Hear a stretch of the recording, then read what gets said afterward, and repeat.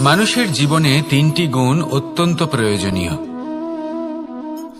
শ্রদ্ধা, বিনম্রতা, যোগ্যতা।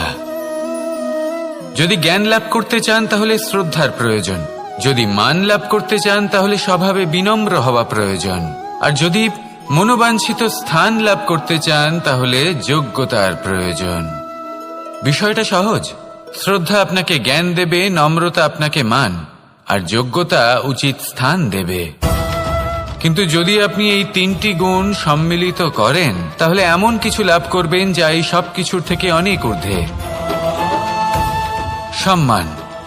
আর এ হলো সেই সম্মান যা প্রত্যেক মানুষের নিজের জীবনে লাভ করতে চেষ্টা করা উচিত, কারণ এই হলো সেই সম্মান যার কারণে আপনি চলে যাওয়ার পরেও এই সংসার আপনাকে ভালোবাসবে আর মনে রাখবে।